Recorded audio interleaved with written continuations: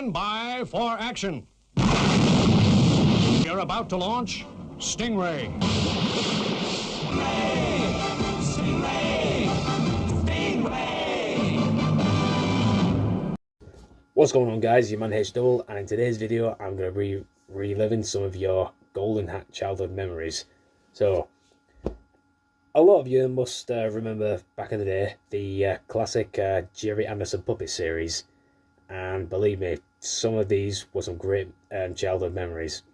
Now, one in particular has recently developed a another digitally remastered Blu-ray edition in a pretty cool Deluxe Collector's Edition. Now, there was, of course, the Super Deluxe Edition. I unfortunately missed out on that one. However, I'm pretty sure this one, what I have right here, is no different, apart from the packaging, that is. So, I have here the Deluxe Edition of the classic 1964 series, Stingray. I will say now, obviously growing up, there was only really two series that I watched, which were Thunderbirds and Captain Scarlet, because I think at the time they were probably Jerry Anderson's most popular ones. Of course, you got all the other ones like Fireball XL5, Supercar, Terrorhawks, and of course, well, this one wasn't actually puppets, but Space 1999. Now, one day I was I passed in a HMV once, and I saw the standard DVD box set. Of course, there was nothing like really special in that or anything. It was just the series itself. But well, someone actually tagged me on Facebook with this new feature that came out, and I said, I've just got to have this, and I made the right choice by purchasing it, definitely. So, well, we're going to take a look what's inside it. I'm going to be unboxing it and see what kind of cool stuff we got in here. So, well, might as well just start off with the cool packaging at first. So we've got like the iconic scene here of a Stingray jumping out of the water. As if you remember rightly, in the opening credits, when he jumps out of the water, it's also followed by one of those terror fishes from Titans on the Water City, Titanica. Now, let's unbox it. Let's get that out of the way. Now, as you see, there's nothing really special on the inside, just a bit of the artwork that's falling in, but that's not important. Now, right away we have what's known as a brand new comic book, and it does look pretty fancy. So I myself, I'm into quite a few comics myself, DC, Marvel, and all that. And well, okay, we also have pretty cool artwork on the back here. Looks awesome, definitely. Now, as we open it up, there's just a there's just a bit like a fan. A fan designed newspaper article here. Obviously not a real one, because Dell had for all I know, they'll probably had these back in the day, but obviously not in colour, in black and white, because colour was very expensive to print back then. It still kind of is today, but yeah. And then of course, I'm assuming that some of these a lot of the images actually used from the series itself, but put into slightly different stories. They might be the same for all I know, but that's how I'm seeing it in a minute. And a lot of them are pretty much the same. I think until you get to this point here, which is a more of a classic comical version of it, which normally those strips are a lot more humorous and funny, unlike some of the other ones, which are a hell of a lot more serious. And well, we do also have this a cool cross-section design here, which is from the Loch Ness Monster episode. Obviously, it wasn't a as those of you who do remember, it wasn't a real Loch Ness Monster. It was just a mechanical Loch Ness Monster that people just tried to get attention for. And yeah, that's more or less it for that one. So I'll just put it to one side. Now, next up we have another thing that's pretty cool here. So Stingray Scrapbook, it's called, and it's a little larger than the comic itself. Well, a lot larger, but that's how thick it is. So we've also got some pretty cool artwork on that.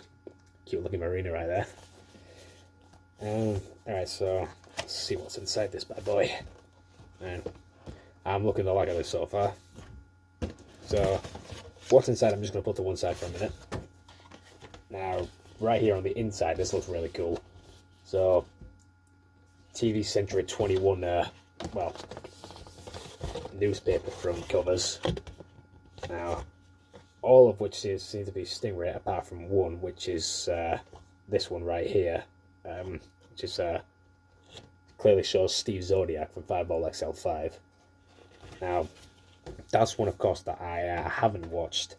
I don't know if it's worth watching at this point, because, well, that's one of the series that's in black and white, that and Supercar, so, well, you can probably correct me if I'm wrong, but I'm not sure if it's one of the ones that I want to get into. I could probably see about it later, but, yeah, well, because everyone has their own opinions about certain things, but, yeah, but let's have it now. Right. Now, next, right, so first thing we see in this this scrapbook is this Stingray mini album, which is basically well, an audio book. So it's well, just plus 21 minutes of adventure. It's the story called Terror Fake.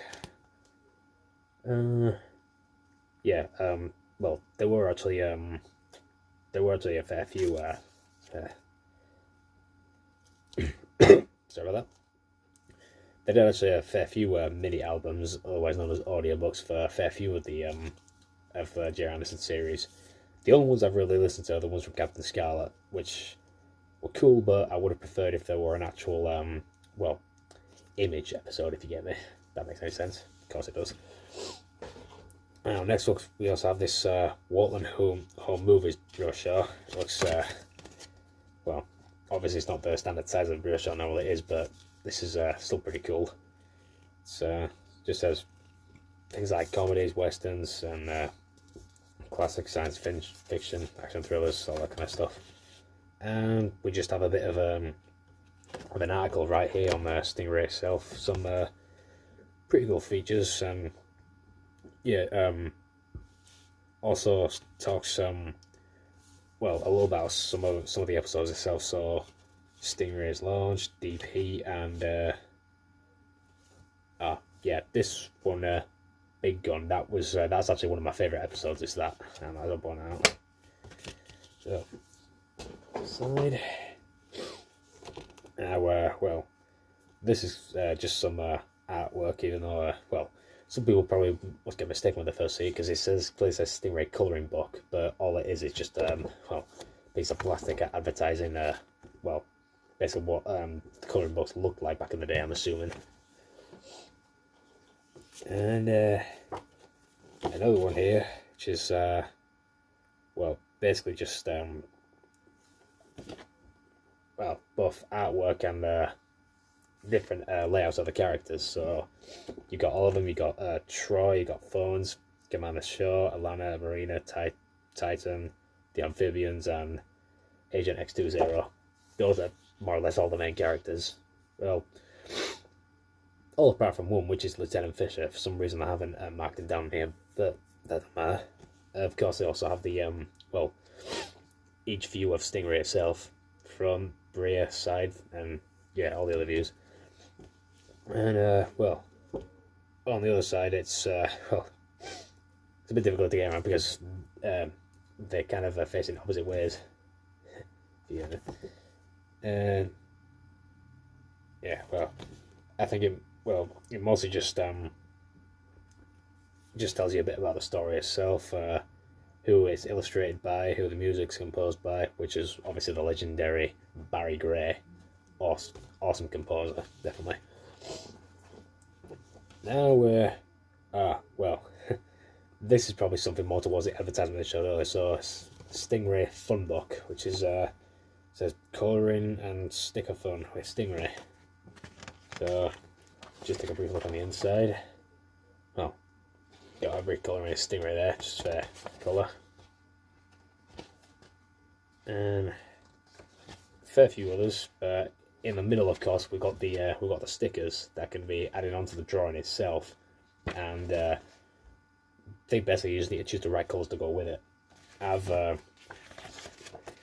actually come across a fair share of those back in my day. I just love doing them. And now this must definitely bring back memories for some. So we have some classic Cadet Sweet cigarette cards. Yeah, because I think well, Sweet cigarettes must have been quite a classic thing of the sweet shop back in well, back in the 60s. Opens out quite a bit, so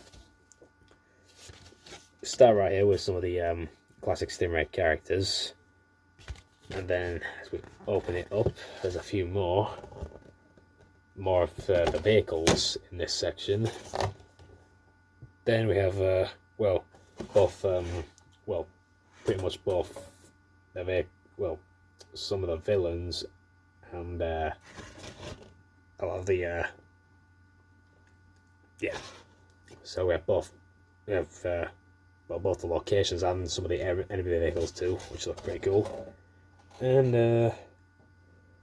yeah, a lot of the we've also got Commander Shaw's remote chair there, because as you know, he's well, he's crippled in the series when he was well, he was crippled back when he was a captain. And yeah, there is also, of course, it also has the well, the actual description of each one on the back here. So yeah, it's all pretty cool stuff. Now, last up here we've got well, a bit of a Stingray Archive. Right, just the Adventures in Vidacolor by a guy named Andrew Pixley. So, well, we even have both. I think it's a bit of a joke here. So, we got Marina and Marina and Commander Shaw here, well, reading some sort of newspaper.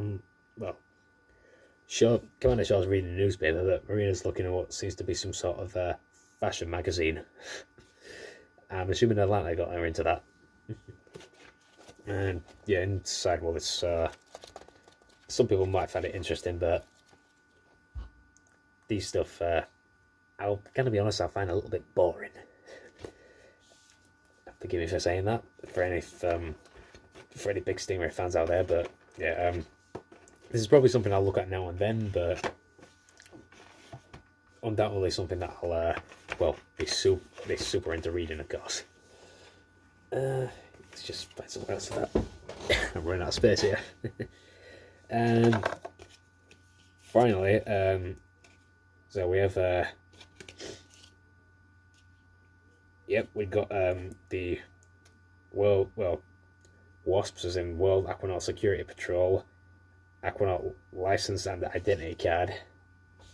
And well, obviously, of course, it belongs to Troy Tempest.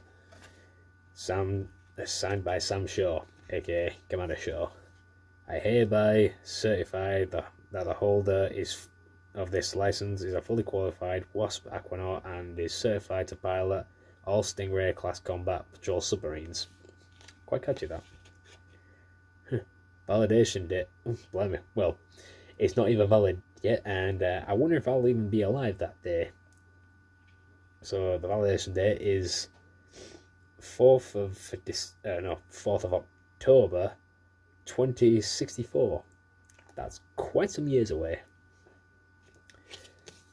And alongside it, we've got the official WASP's badge, which does look pretty awesome. Well, by the looks of things, it's only in plastic. I think, well, for all I know, the one in the Super Deluxe edition might be metal. Could be wrong, I don't know, but yeah, it does look pretty cool for what it is. And of course, we have the well, the 5-disc Blu-ray set of the classic series, and all the special features are written on the back here. And so, well, I'm gonna say it right now. So, a lot of the stuff I'm seeing that's written in the special features was definitely not, yeah, definitely not in the original standard DVD set. It's a 5-disc set.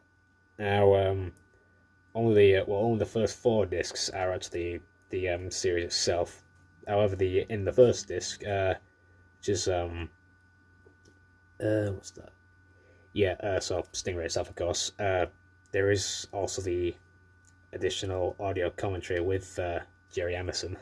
It sounds pretty awesome. The 5th disc, well, is where all the special features are, including the French end titles, which well, I didn't even think was possible. But yeah, it's basically just the song Aquamarina sung in French. It also includes Image Gallery, Lincoln Toy Advert, Century 21 Tech Talk, and a fair few other ones. Stingray Home Movie Show. Well, that stuff I'm really looking forward to getting into. Apart from that, that's pretty much it. I mean, there's nothing else that's hiding underneath it or anything. Just double check. Yeah, nothing in there. But I'm definitely pleased with what's in this Deluxe Collector Edition. I think well, out of all the things, the one thing I'm most likely looking forward to getting into the most is the let's see, where is it? Well, the first thing that I saw when I came across it is the comic book, because I always love a good read of any comic book these days. When I say any, I just mean any that's off a series or a particular character that I adore. I mean, there's tons of Marvel and DC comics that I love reading these days. But yeah, apart from that, that's basically everything that's in the box. So yeah, let me know if what you think of this video. Feel free to comment down, say who your favourite Stingray character is, if this is one of your favourite series. If not, tell me which of Jerry Emerson's classic puppet or non-puppet series are your favourite, and I'd love to get back to you on it. Personally, I think, I don't actually have a number one favourite, but I do have 4 that I always go back and rewatch. Stingray, of course, is one of them. The other 3 are Thunderbirds, obviously, Captain Scarlet, obviously, and one of my most favourite ones has to be Joe 90. That is one of my all-time favourite Jerry Anderson series. But yeah, I'm going to stop talking there now, because I've pretty much used up the allotted time. But yeah, that's it from me, guys. So let me know what you think, and I'll be sure to get back to you. But until then, see you in the next video. Peace out. Oh, one more thing. Anything can happen in the next half hour.